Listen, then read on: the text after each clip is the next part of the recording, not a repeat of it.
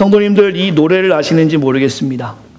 예수님이 말씀하시길 물이 변하여 포도주 됐네. 이거 아세요? 모르세요? 이거 되게 유명한 노래인데 한번 같이 해볼까요? 예수님 예수님 나에게도 말씀하셔서 새롭게, 이렇게 떨리지? 새롭게 변화시켜 주소서. 할렐루야. 나에게도 말씀하셔서. 오늘 말씀이 부족한 목회자에게 주신 말씀이 아니라, 저에게만 주신 말씀이 아니라 여러분과 저에게 물이 변하여 포도주 된 사건이 성경에 기록되어 있는 그저 이스라엘 역사가 아니라 오늘 우리에게 하시는 하나님의 역사임을 기억하시고, 예수님 예수님 나에게도 말씀하셔서, 이 신실한 고백이 오늘 말씀 가운데 우리의 고백이 되었으면 합니다. 매주 말씀을 전하는 매주 앉아서 그 말씀을 듣는 여러분과 제가 습관적으로 종교적으로 그냥 이 시간을 보낼 수 있겠다라는 생각을 참 많이 합니다. 말씀을 준비할 때마다 그렇게 되지 않으려고 부단히 노력하고 제 자신을 하나님 말씀에 복종시키려고 참으로 노력하는데, 저는 저만 그렇지 않다고 생각합니다. 우리 성도님들도 그런 마음으로 이 자리에 나온 줄 믿습니다. 오늘 말씀이 길지 않는 말씀일 수 있지만 오늘 말씀을 통해서 말씀의 제목, 하나님과 화평을 누리자. 그 화평을 누려서 행복 안에 거할 수 있는 사랑하는 온 성도가 되시기를 간절히 축원합니다. 오늘 로마서 19번째 말씀입니다. 그동안 로마서를 19번 말씀을 나누었고요. 오늘 말씀을 시작하는 4장 22절부터 5장 1절까지는 한 문장으로 우리가 볼 수 있으면 좋을 것 같고요. 또한 조금 더 이야기한다면 4장 22절부터 마치는 5장 1절까지 내용을 명확하게 알기 위해서는 그동안 나누었던 로마서 1장부터 4장까지 19번의 말씀을 기억하는 것이 참으로 유익합니다. 질문하죠. 19번의 말씀을 다 기억합니까? 기억 못하죠. 한번 댁에 돌아가셔서 제목만, 저는 말씀을 전하면서 제목에 좀 많이 신경을 쓰는 편입니다. 제목만 보셔도 그 말씀이 어떤 말씀이었는지를 우리 교회 홈페이지에 영상이 나와 있어 보시면 좋겠다라는 생각이 들면서, 왜냐하면 우리가 왜 오늘 본문을 다루기 전에 1장부터 4장까지 내용을 보아야 하냐면, 오늘 말씀 보시면 5장 1절 보시겠습니까? 같이 읽겠습니다. 시작. 그러므로 우리가 믿음으로 의롭다 하심을 받았으니 우리 주 예수 그리스도를 말미암아 하나님과 화평을 누리자. 그러므로라고 시작하고 있습니다. 이 접속사가 가리키는 것은 무엇이냐면, 이제까지 바울이 설명한 복음과 칭의의 결과로 우리에게 주어진 은혜가 바로 하나님과 화평을 누리는 은혜이기 때문입니다. 다시 이야기한다면 전능하신 하나님과 우리가 화평을 누리게 되는데, 이 화평을 어떻게 누릴 수 있냐? 바로 칭의의 결과로, 하나님이 우리를 사랑해 주셔서 구원을 주신 결과로 우리가 화평을 누릴 수 있게 된다는 것이죠. 화평은 다른 말로 이야기하면 평강이라고 말할 수 있습니다. 하나님의 평강은 환난이나 절망 가운데 흔들리지 않는 것을 말합니다. 오늘 우리가 복음으로 자유함을 가질 때, 저와 여러분들이 말씀 속에서 그 하나님과 화평을 누릴 때, 오늘 우리는 환난이나 절박함 속에서 흔들리지 않는, 혹은 환난이나 절박한 상황일지라도 흔들리지 않는 화평을 우리는 갖게 되는 것이죠. 그러나 이 화평을 갖기 위해서 우리가 부단히 싸워야 할 대상이 있습니다. 오늘 여기에 대한 집중을 좀 하려고 합니다. 은혜의 결과로 우리는 다 화평을 누릴 수 있습니다. 아니, 화평을 누리고 있습니다. 그러나 그 화평을 방해하는 세력이 있습니다. 에베소서의 말씀으로 본다면 어둠의 세력이라 하고 있고요. 그것은 세상이라고 우리가 표현할 수 있겠죠. 이 어둠의 세력은 계속해서 하나님과 우리가 화평, 평강을 누리지 못하도록 방해하고 있습니다. 그래서 오늘 말씀에서 복음의 힘, 이것이 무엇인지를 다시 한번 리마인드할 필요성이 있다라는 것이죠. 그래야지만이 그 복음의 힘을 가지고 하나님과 화평을 누리는 그 시간을 확보할 수 있습니다. 이것이 되어야 오늘 말씀이 그 다음 주 말씀인데요. 5장 2절, 3절, 4절부터 보시면 이 화평을 누려야 인내로 연단과 연단으로 소망을 우리가 이겨낼 수 있다는 것이죠. 환난과 인내와 연단을 만나게 되는데 이 모든 것들이 하나님과 화평해야 소망까지 나아가는 단계로 갈 수 있다는 것입니다. 다음 주에 나누겠지만 오늘 성경을 통해서 저와 여러분들이 하나님과 화평을 누리고 돌아갈 수 있는 귀한 시간 되기를 간절히 축원합니다. 오늘 본문을 잠깐 스케치하기 위해서는 전체를 좀 볼 필요가 있는데요. 간단하게 짧게 스케치를 해보겠습니다. 로마서 1장에 보시면 복음에 대한 사도 바울의 신념을 우리가 알 수 있습니다. 한번 같이 읽겠습니다. 시작.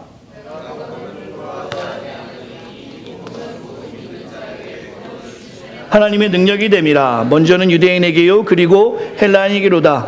복음에는 하나님의 의가 나타나서 믿음으로 믿음에 이르게 하나니 기록된 바 오직 의인은 믿음으로 말미암아 살리라 한가 같으니라. 5장 1절이 아니라 1장 16절 17절입니다.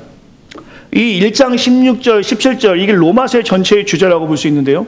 사도 바울이 가지고 있는 신념을 이 본문을 통해서 우리가 확인할 수 있습니다. 오늘 본문의 사도 바울은 복음을 부끄러워하지 않았습니다. 이것을 다르게 이야기하면 복음을 자랑스럽게 여겼다는 것입니다. 왜 사도 바울이 복음을 자랑스럽게 여겼는가? 그것은 복음이 모든 자에게 구원을 주시는 하나님의 능력됨을 사도 바울은 경험하였습니다. 이 경험이라는 것은 성장이라는 요소에 매우 중요합니다. 바울은 이 복음의 힘을 경험함으로 그의 온 삶을 복음을 위해 살았습니다. 복음을 경험한 우리들 또한 이 바울의 신실한 고백이 우리의 고백이 되었을 때 우리가 신앙에 성장할 수 있겠죠. 이 자리에 하나님을 잘 모르는 분이 있다면 오늘 이 복음의 힘에 대해서 명확하게 인식함으로 여러분이 신념을 가질 수 있으므로 여러분의 신앙에서 하나님의 은혜를 경험함으로 성장하시기를 간절히 축원합니다. 어쨌든 오늘 본문에 보시면 바울은 복음의 힘을 경험했어요. 그 복음의 힘을 경험한 바울은 복음을 부끄러워하지 아니하고 복음을 위해 살겠다고 다짐합니다. 그리고 1장 18절부터 3장 20절에 보시면 이방인의 죄와 유대인의 죄에 대해서 그는 이야기합니다. 이것은 이방인과 유대인만 지칭하는 것이 아니라 오늘을 살아가는 우리에게도 매우 밀접하게 관련되어 있습니다. 사도 바울은 자신의 신념인 1장 16, 17절 복음을 부끄러워하지 아니하면서 죄에 대해 언급하는 것은 인간이 죄에 대한 하나님의 무서운 진노와 심각성에 대해서 알지 못하면 그리스도 안에 나타나는 구원의 필요성을 느끼지 못하기 때문에 죄에 대해서 사도 바울은 이야기합니다. 즉 복음이 능력이 되려면 그 죄를 누가 이길 수 있느냐를 알 수 있어야 한다는 것이죠. 내가 죄가 있어야지만이 내 죄를 인식해야지만이 내가 가지고 있는 그 죄를 해결하시는 분이 누구냐라는 질문을 할 수 있고 그 죄를 해결하실 분이 바로 예수 그리스도라는 것이 고백될 때 복음의 힘을 경험할 수 있다라는 것이죠. 우리가 죄에 대한 심각성을 알지 못하면 하나님의 진노에 대해서도 우리가 알 수 없게 됩니다. 하나님의 진노는 무엇입니까? 저 노란 거에 써있죠. 하나님의 진노 무관심입니다. 1장 18절부터 보시면 하나님의 진노하심에 대해서 말씀합니다. 세 번에 대해서 내버려 두심에 대해서 말씀하시는데요. 24절, 26절, 28절에 보시면 마음의 정욕대로 살게 그냥 내버려 두시고 부끄러운 욕심으로 그냥 내버려 두시고 하나님을 마음에 두기 싫어하는 상태로 내버려 두십니다. 하나님께서 진짜 화가 나시면 내버려 두시는 무관심의 죄가 있다라는 것이죠. 1장 32절에서 이렇게 말씀합니다. 같이 한번 읽겠습니다. 시작. 그들은 이 같은 일을 행하는 자는 사형에 해당한다고 하나님께서 정하심을 알고도 자기들만 행할 뿐 아니라 또한 그런 일을 행하는 자들을 옳다 하느니라. 사형에 해당하는 그 일, 하나님을 진노하게 만드는 그 일을 사람들은 옳다라고 이야기한다는 것이죠. 때로는 인권이라는 명분을 가지고 옳다라고 합니다. 근데 하나님께서 이런 것들에 진노하셨을 때는 화를 내시는 것이 아니라 그냥 그대로 내버려 두는 무관심으로 진노를 표현하신다라는 것이죠. 지금 이 땅의 교회들이 성경적이지 않은데 부흥이라는 이름으로 자행되는 일들을 하고 있다면 어쩌면 이것은 하나님의 진노 안에 있는 무관심의 상태에 있음을 명심해야 될 것입니다. 겉으로는 문제없이 보이지만 그것은 사형이 되는 일이라는 것이죠. 진짜 사랑하는 자녀라면 혼날 일이 생기면 혼을 내는 것입니다. 그렇죠? 지금 현재 내가 이 땅의 교회가 성경적이지 않은데 형통하다, 평안하다, 아무 일 없다 한다면 다시금 그 상태들을 우리는 돌아볼 수 있어야 합니다. 이것이 말씀의 경고입니다. 반대로 이 하나님의 진노, 이 무관심에서 벗어나는 방법은 바로 복음을 경험하는 것입니다. 그때 우리가 그 복음으로 의롭게 되고 그 결과로 오늘 본문의 말씀처럼 하나님과 화평을 누리게 되는 것이죠. 이것을 신학적인 용어로 이신칭이라고 합니다. 지난 시간에 2주에 걸쳐서 나누었죠. 행위가 아닌 믿음으로 우리가 의롭게 됨이 무엇인지를 나누었습니다. 우리가 좀 기억하셨으면 좋을 것 같아요. 로마서 3장 23절에 보시면 모든 사람이 죄를 범하여서 하나님의 영광에 이르지 못하였습니다. 이것이 죄에 대한 인식입니다. 누구도 죄가 없는 사람이 없다라는 것이죠. 그런 하나님은 이 상태로 내버려 두시는 것이 아니라 모든 사람이 죄를 범하였지만 하나님의 사랑을 우리에게 보여주십니다. 로마서 3장 23절 말씀을 성도들이 크게 한번 읽어주시면 감사하겠습니다. 읽겠습니다. 시작.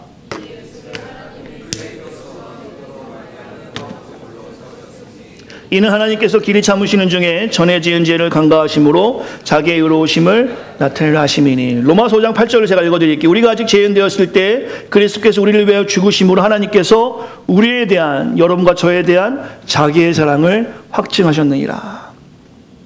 우리는 죄인이었지만 하나님께서는 우리의 죄를 관과하지 아니하시고 그리스도를 통해서 그 죄에서 우리를 끌어내서 의인의 자리로 옮겨주셨습니다. 이 신칭의가 우리가 의롭게 된 것이 아니라 의롭다고 칭해 주시는 것이죠. 우리가 이것을 믿었을 때 바로 살아있는 믿음으로 하나님과 화평을 누리게 되는 것이죠. 지난주에 말씀을 나누었습니다. 지난주에는 이렇게 사랑을 경험한 아브라함의 예를 들어서 말씀을 나누었죠. 기억하실 것입니다. 4장에서 보시면 하나님의 사랑을 경험한 그 하나님의 사랑, 바로 죄인된 자를 구원해 주신 하나님의 사랑을 경험한 아브라함이 어떤 믿음으로 살았는지를 지난 시간 우리가 나누었죠. 우리가 가져야 될 믿음이 믿습니까? 강요하고 아멘하고 대답하는 것으로 끝나는 것이 아니라 행함이 있는 믿음이 되어야 함을 우리가 지난 시간 2주에 걸쳐서 말씀을 나누었습니다. 살아있는 사람이 당연히 호흡하는 것처럼 하나님을 진짜 믿는 사람은 저 4가지의 믿음이 삶에서 보여져야 한다는 것이죠. 첫 번째가 뭡니까? 믿음이 약해지지 않는 것입니다. 두 번째는 의심하지 않는 것이고요. 세 번째는 믿음으로 견고해지는 것이고, 네 번째는 확신하는 것입니다. 그 하나님의 말씀이 나에게 유익이 될 때만 내가 하겠습니다 라고 하는 것이 아니라 나의 삶에 손해가 있을지라도, 때로는 내 시간을 드리고 내 삶을 드리고 내 물질을 드리고, 때로는 아브라함같이 용서하고 드리시고 이해하고 드리시기 바랍니다. 자녀를 드리라는 것과 같은 나에게 가장 소중한 것을 드리라고 할 때라도 저와 여러분들이 주인 삼은 그 모든 것을 내려놓으라는 하나님의 명령에 저 4가지의 믿음으로 행할 때 그것이 살아있는 믿음, 그것이 바로 이신칭의 대표적인 예가 됨을 성경에서는 아브라함을 통해서 말씀하고 있습니다. 우리가 오늘 이 시간에 앉아서 하나님을 믿을 때 이렇게 의롭게 되었는데, 이 의롭게 된 것의 의미를 짧은 시간이지만 1장부터 4장까지 지금 쭉 정리를 했는데요.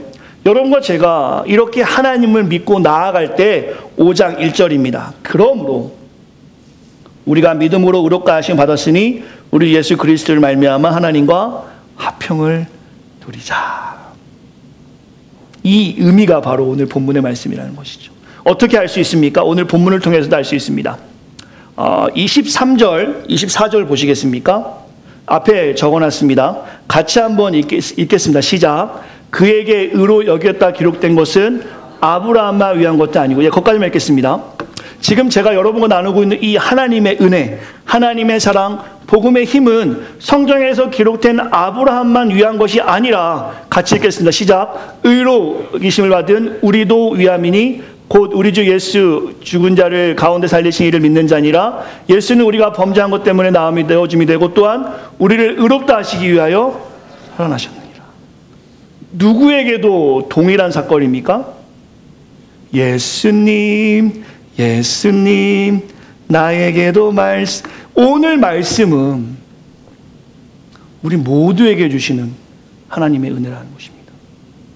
여러분과 제가 오늘 성경 말씀을 통해서 이 말씀이 나와 관련이 있음을 고백하게 될 때에 바로 5장 1절의 말씀, 하나님과 화평을 누리는 삶으로 주 앞에 나아갈 수 있다라는 것이죠. 이것이 바로 오늘 제가 여러분과 나누고 싶은 1장부터 4장까지 우리에게 주신 복음의 힘입니다. 계속해서 말씀을 나누지만 하나님의 말씀이 오늘 우리와 관련이 있다는 것입니다. 여러분과 저에게 관련이 있다는 것이에요. 하나님이 택한 백성과 관련이 있다는 것입니다. 우리 성도님들은 바둑을 두시는지 모르겠습니다. 바둑을 보면 4가지의 바둑 용어가 있습니다. 제가 노란 글씨로 써놨는데요. 사석이라는 용어를 씁니다. 이것이 뭡니까? 바둑에서 죽은 돌을 말합니다. 미생은 완전하지 살지 못한 사석이 될 수도 있고 완생이 될 수 있는 돌을 말하죠. 완생은 뭡니까? 완전히 살아서 죽지 않는 돌. 복귀라는 단어는 무엇을 씁니까? 게임을 마친 다음에 이긴 사람은 이긴 것을 점검하여 계속 이기기 위해, 진 사람은 진 것을 점검하여 다시 지지 않기 위해 하는 작업을 복귀라고 합니다. 저는 오늘 말씀의 제목을 하나님과 화평을 누리자라고 말씀을 나눴죠. 이 제목의 4가지의 저 바둑 용어를 사용해서 하나님 말씀을 나누고자 합니다. 먼저 우리가 믿음으로 의롭게 되었음을 여러분 신실하게 고백하시기 바랍니다. 그러나 우리의 상태가 바로 25절의 말씀처럼 우리가 범죄한 것 때문에 라는 표현으로 본다면 우리는 사석이 된 상태였습니다.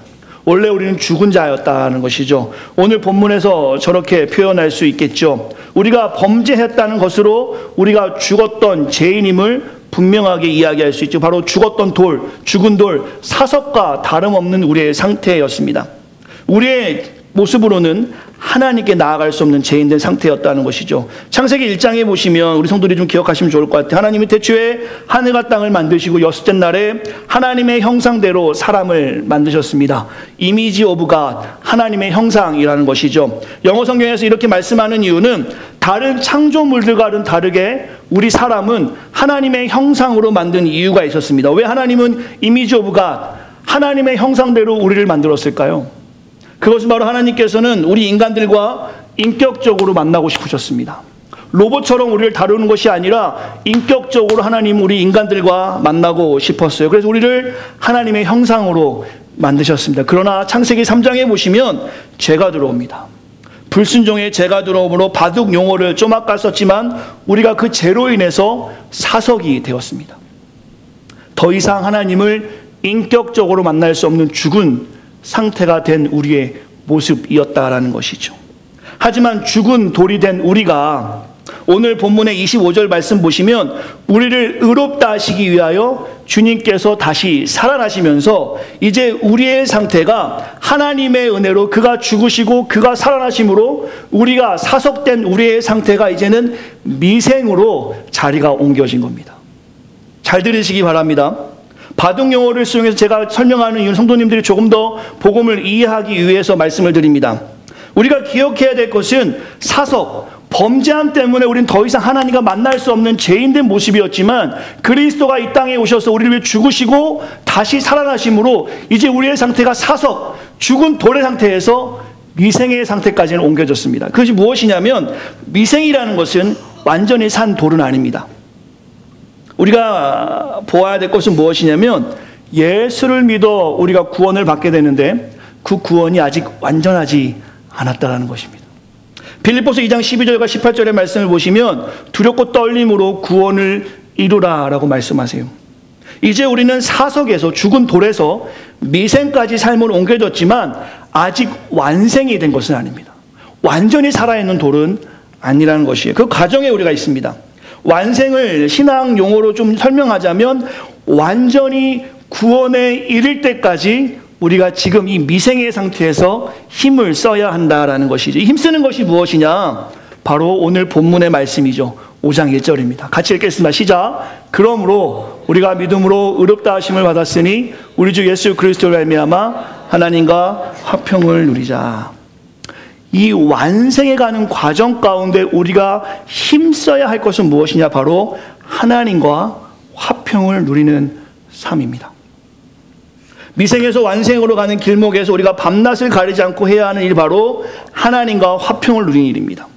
성경적으로 정확하게 해석한다면 우리가 그리스도를 믿음으로, 저와 여러분이 말입니다, 다시 살아나서 새 생명, 본 어게인 했습니다. 그리고 우리가 해야 할 일은 이전에 할 수 없었던, 이전에 사석이었던 우리가 미생이 되어서 완생까지 가는 그 단계에서 이전에 할 수 없었던 하나님과 화평을 누리지 못했던 그 삶에서 이제 우리가 하나님과 화평을 누리는 삶이 된 것입니다. 조금 더 명확하게 한다면 성경에서는 그리스도를 통해서 하나님과 화평하고 평강하고 화목을 누리라고 말씀하고 있습니다. 이미 성경에 선언하셨어요.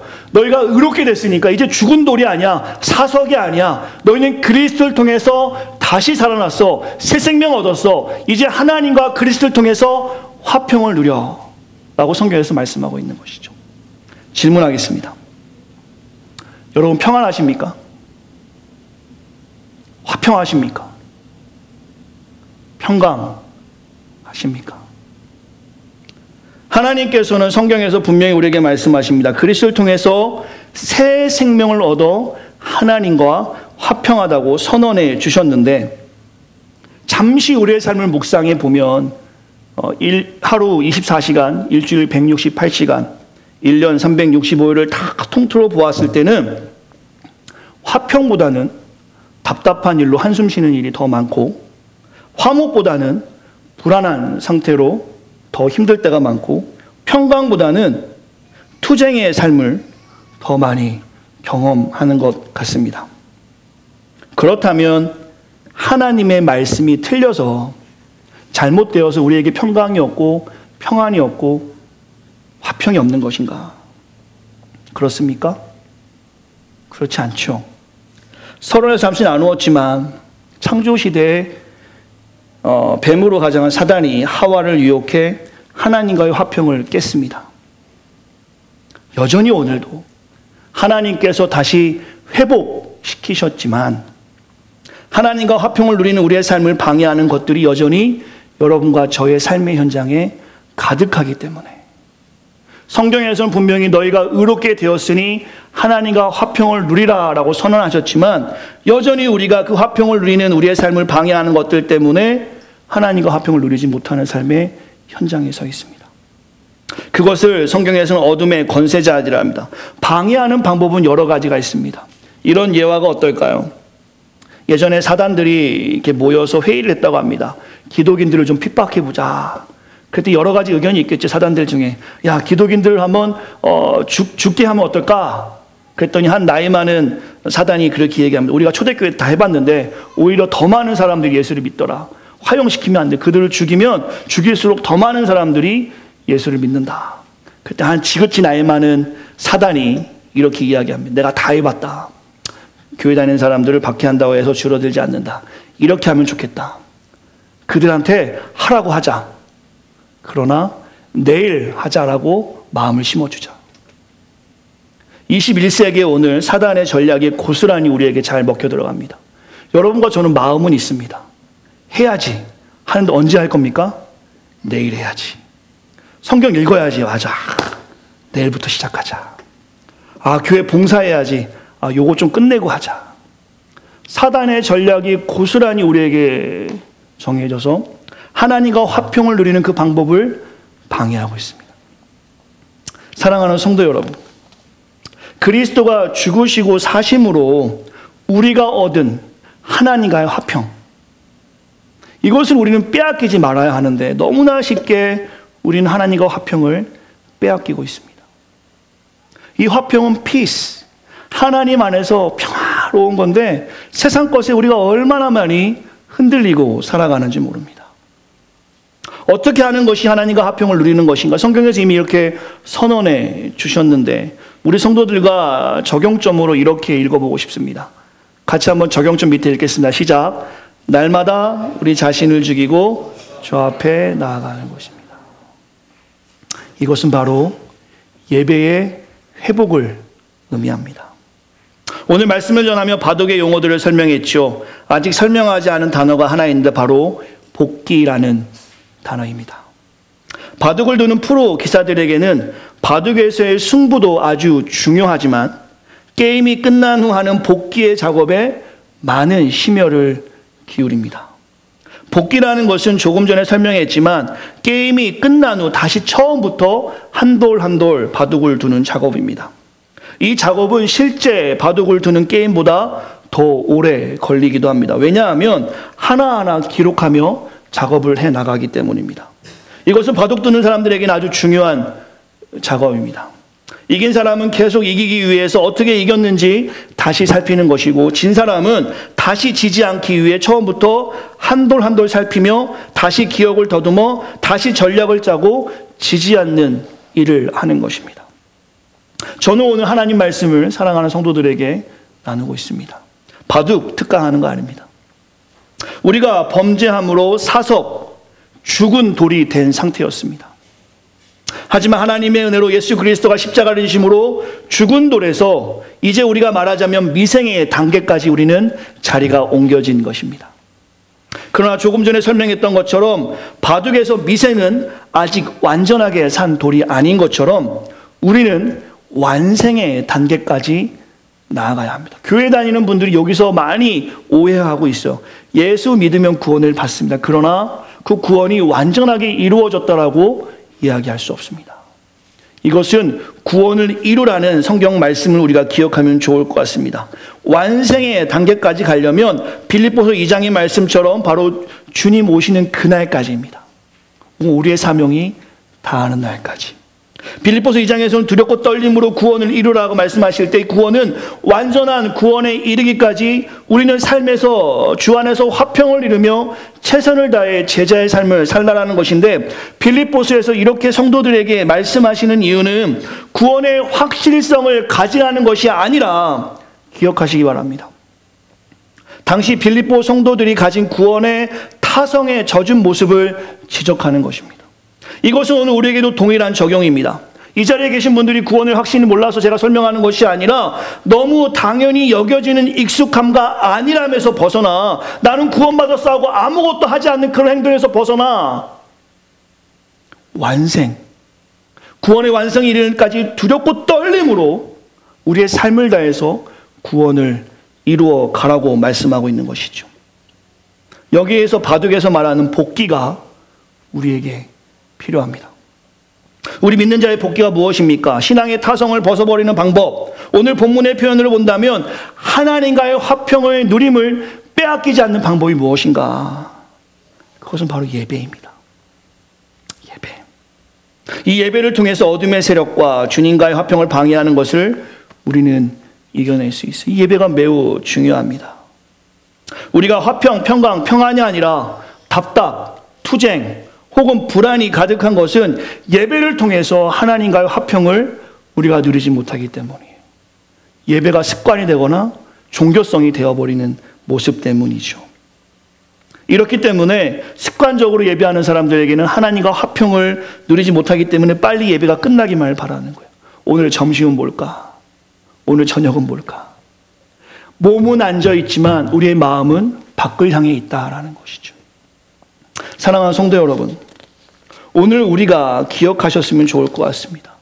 복음 스페셜리스트라는 큰 주제로 새생명교회는 로마서를 강의하고 있는데, 정말 저와 여러분들이 복음 전문가로서 삶을 살기 원하신다면 예배라는 복기를 통해서 날마다 우리의 삶을 살펴볼 수 있어야 합니다. 예배를 통해서 히브리서 12장 말씀처럼 얼매이기 쉬운 모든 죄를 벗어던지고 날마다 주님만을 바라볼 수 있어야 합니다. 이것이 프로이고 전문가의 삶이죠. 이 예배를 통해 누구도 빼앗을 수 없는 하나님과의 화평을 누릴 수 있어야 합니다. 이 예배를 통해서 예배자의 삶이 여러분의 삶으로 살아갈 수 있어야 돼요. 이 한 번의 예배로만 끝나는 것이 아니라 여러분의 일상에서의 삶이 예배자로 설 때에 우리가 하나님과 화평을 누리는 삶으로 살아갈 수 있습니다. 여러분과 저의 예배를 한번 살펴보시길 바랍니다. 여러분의 이전에 그 뜨거웠던 그 시절을 바라보시면서 지금의 여러분의 모습을 살펴보시기 바랍니다. 이 땅의 교회가 예배가 바르다, 바르지 못하라고 제가 단언할 수 없지만 신앙의 타락과 예배의 타락은 밀접하게 관계되어 있습니다. 성경에 보시면 열왕기, 상하 시대, 이사야 시대, 예레미야 시대, 예수님 시대와 종교 지도자들이 신앙이 타락해 있었을 때 예배가 타락한 것을 우리는 알 수 있습니다. 타락한 예배의 특징을 두 가지로 본다면 인본주의적 예배, 인간이 중심된 예배입니다. 그리고 마음이 없는 예배입니다. 이사야 29장 13절의 말씀을 성도들과 함께 읽으십니다. 같이 읽겠습니다. 시작. 주께서 이르시되 이 백성이 입으로는 나를 가까이하며 입술로는 나를 공경하나 그들의 마음은 내게서 멀리 떠난다니 그들을 나를 경외함은 사람의 계명으로 가르침을 받았을 뿐이라. 겉모습은 저렇게 하지만 마음이 떠나 있는 것은 보인다라는 것이죠. 우리도 사람끼리도 영혼 없는 이야기, 언니 참 예뻐. 알죠? 저기 마음이 다한지 아닌 걸. 머리 예뻐. 어디가 예쁘다는 겁니까? 머리 뭐. 사람의 말도 마음이 당기지 않으면 금방 알아채는데, 인본주의적 마음이 없는 예배를 하나님께 예배라고 한다면 하나님은 이미 그것을 받지 않으신다라는 것이죠. 이 인본주의적 예배와 마음이 없는 예배를 우리가 하고 있다면 회개하고 다시 하나님과 화평을 누려야 합니다. 계속 누릴 수 있어야 합니다. 성경에서는 이미 하나님과 화평을 누린다라고 선언해 주신 거예요. 우리의 마음의 상태 때문에 화평을 누리지 못하고 있다라는 것이죠. 말씀을 마무리하겠습니다. 오늘 본문을 좀 더 쉽게 풀어쓴 메시지라는 책을 한번 읽어 드리려고 합니다. 오늘 본문 22절부터 5장 1절까지 내용입니다. 한번 들어보시기 바랍니다. 아브라함은 하나님 그를 바로 세워주신 것을 신뢰함으로 하나님께 합당한 사람으로 선언되었다. 그러나 이것은 아브라함에게 해당되는 이야기가 아니다. 이것은 우리 이야기이다. 우리가 아무 소망 없는 상황에서도 예수를 살리신 분을 받아들이고 믿을 때 우리 역시 동일한 말씀을 듣게 된다. 희생 제물이 되어주신 예수님께서 우리를 합당한 사람으로 하나님 앞에 바로 세워진 사람으로 만들어 주셨다. 하나님께서 우리를 위해 늘 하시고자 하셨던 일, 곧 그분 앞에 우리를 바로 세워주시고 그분께 합당한 사람으로 만들어주는 일에 우리는 믿음으로 뛰어들었다. 그러므로 지금 우리는 우리 주인이신 예수님으로 말미암아 하나님 앞에서 이 평안을 누리고 있다. 이미 하나님 앞에서 소망 없던 우리가, 사석이었던 우리가, 죽었던 우리가 예수님을 통해서 다시 살아나 하나님 앞에 서 있다라는 것이죠. 아브라함만을 위해서 이 말씀이 주어진 것이 아니라 오늘 21세기 2019년 7월 7일 이 샴페인 어바나 새생명교회에 앉아있는 여러분에게도 동일하게 주시는 말씀이라는 것입니다. 우리가 예배함에 있어서 우리의 마음 가운데 형식만 가득하다라면 이 평안을 누릴 수 없다라는 것이죠. 일주일에 한 번 우리가 예배로 모입니다. 많은 시간도 아닙니다. 저 어렸을 때와 여러분 생각해보면 사실 많은 시간 모이는 것도 아니에요. 근데 이 한 번의 예배조차도 우리가 성실하게 하지 못한다라면, 그 한 시간도 깨어있지 못하고 하나님 말씀에 집중하지 못하고 그 말씀을 내 것으로 받아들이지 못한다라면 이것은 분명히 하나님과 화평을 누리지 못하는 우리의 상태일 것입니다. 삶에서는 어떻습니까? 로마서 12장에 거룩한 산 제물로 살아가라 말씀하십니다. 바로 이것이 산 제물로 드리는 예배자의 삶이겠죠. 그러면 거룩한 산 제물로 살아가는 것은 무엇이냐? 바로 이 세대를 닮지 말라 하십니다. 여러분과 저의 삶을 돌아봅시다. 이 세상을 닮지 않고 살아가고 있는가? 우리의 이야기에서 하나님을 이야기 많이 하는가? 세상을 이야기 많이 하는가? 지피지기면 백전백승이라 해서 세상을 좀 알아야 이기니까 세상에 대해서 이야기 많이 하는 것은 좋으나 나의 시선이 하나님 말씀으로 향하는 것이 아니라 나의 시선이 혹시 세상을 향해 살아가고 있는 것은 아닌가? 성경에서는 하나님과 화평을 누리라고 했는데 그 화평을 누리지 못하는 나의 마음의 상태는 왜 그런가? 이 시간에 스스로의 삶을 예배자의 삶으로 확인해 보시기 바랍니다. 정말 하나님을 경험하고 인생에 있어서 미생의 가정에서 완생, 두렵고 떨림으로 구원을 이룬 우리의 삶이라면 이 시간 우리는 결단할 수 있어야 합니다. 다시 여러분의 예배의 태도를 회복하시기 바랍니다. 우리 성도 중에 그런 분은 안 계시지만 예배 시간에 껌 씹는 분이 있다면 그것조차도 하나님께서는 기뻐하는 모습이 아닐 수 있겠죠. 우리 성도들은 그렇지 않습니다만은 예배 시간에 계속 카톡을 한다거나, 청년들은 그런 사람이 참 많습니다. 카톡 끊임없이 하죠. 끊임없이 성경 안 보고 우리 성도들은 그렇지 않은 것 같아요.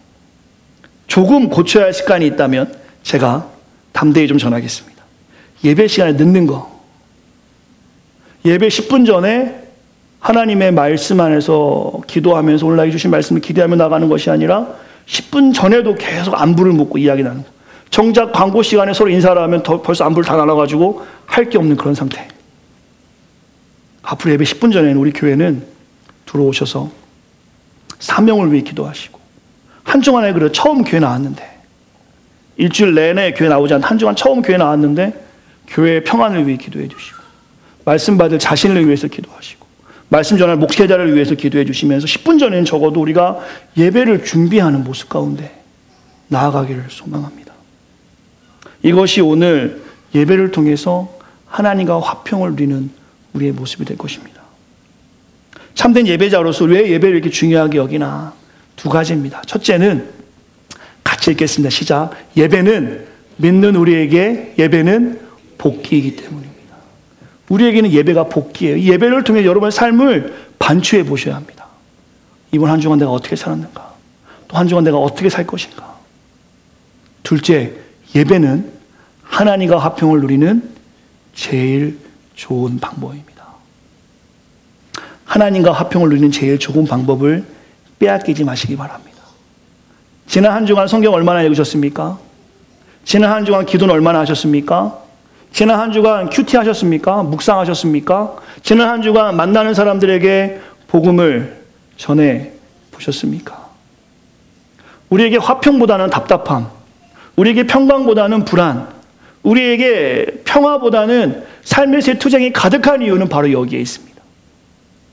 삶의 주인 대신 하나님 앞에 나아가는 시간보다 세상에 나아가는 시간이 훨씬 많다 보니까, 성경에서는 분명히 5장 1절에서는 그럼 우리가 믿음으로 의롭다 하심을 받았으니 우리 예수 그리스도 말미암아 화평을 누리자, 누려라, 누릴 수 있다가 아니라 누리고 있다라고 말씀하고 있는 겁니다. Peace with God through Jesus Christ.